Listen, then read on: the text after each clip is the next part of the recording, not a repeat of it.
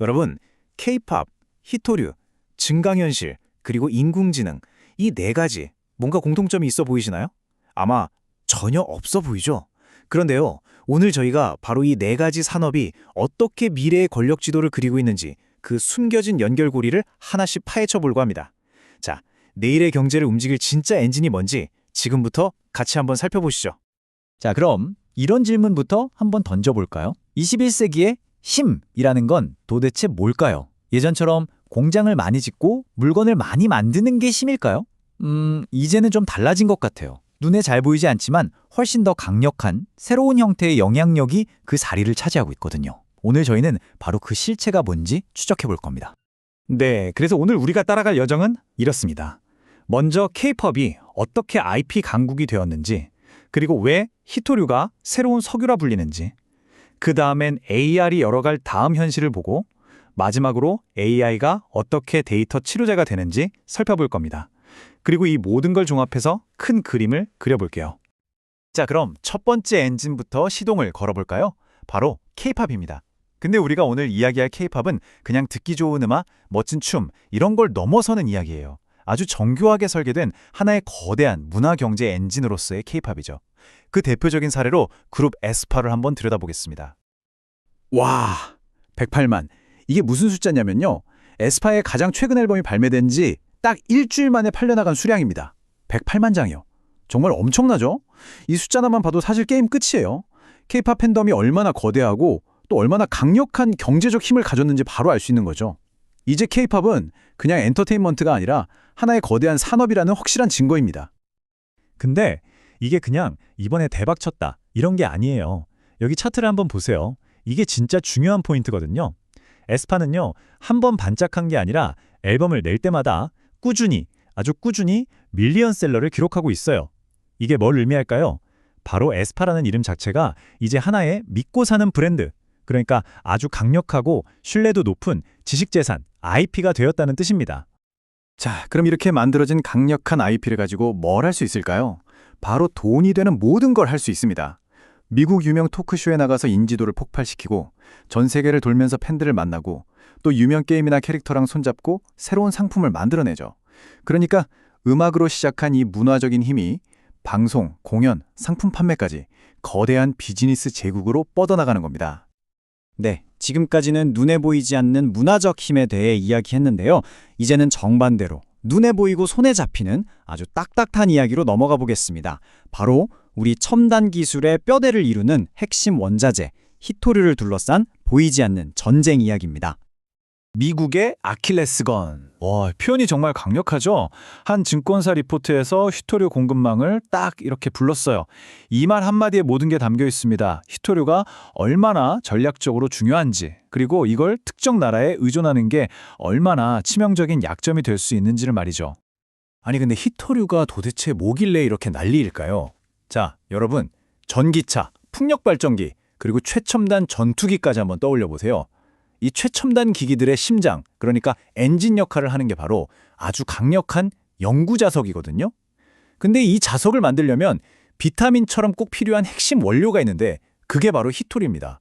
그러니까 이 희귀한 흙이 갑자기 전 세계 강대국들이 싸우는 전쟁의 중심에 서게 된 거죠. 이 표를 보시면 문제가 뭔지 바로 감이 오일 거예요. 자, 보세요. 맨 왼쪽 채굴 단계에서는 미국도 어느 정도 몫을 차지하고 있어요.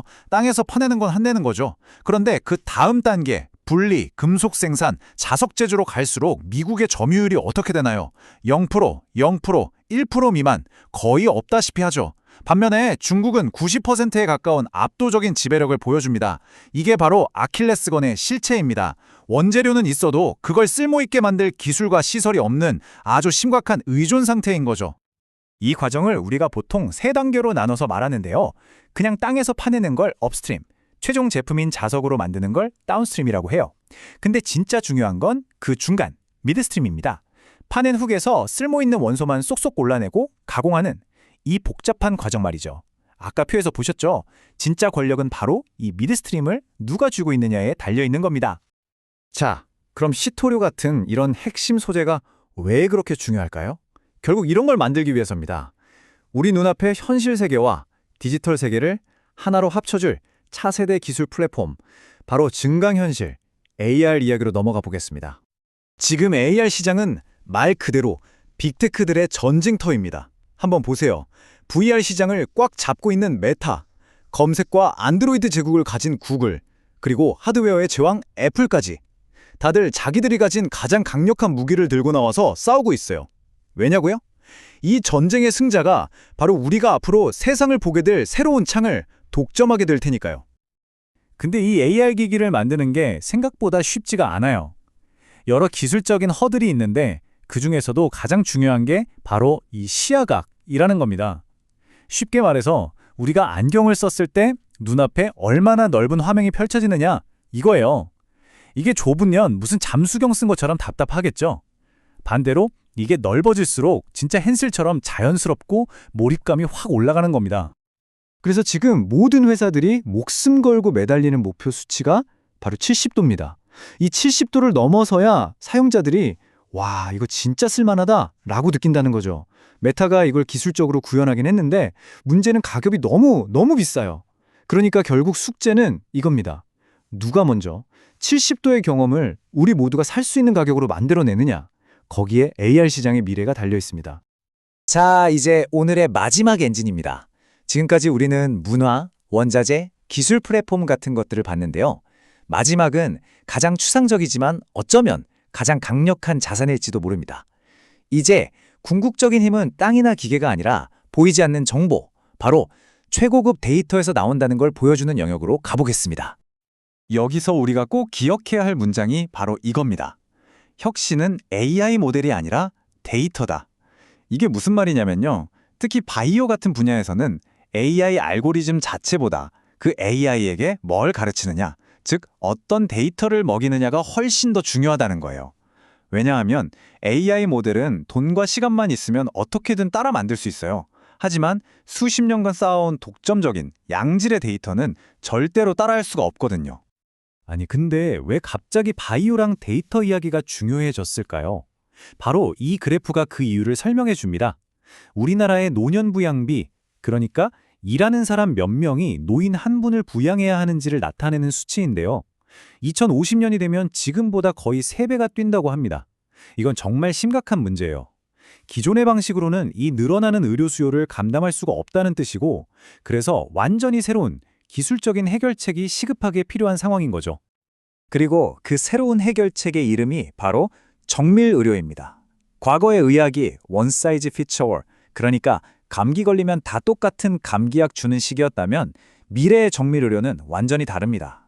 사람마다 다른 유전자, 생활습관, 같은 데이터를 싹 다 분석해서 오직 그 한 사람만을 위한 맞춤 치료법을 제시하는 거죠. 병이 걸리고 나서 고치는 게 아니라 데이터로 병에 걸릴 걸 미리 예측하고 막는 시대로 가는 겁니다. 그럼 이 엄청난 정밀 의료를 어떻게 현실로 만드느냐? 바로 여기서 AI와 데이터가 등장합니다.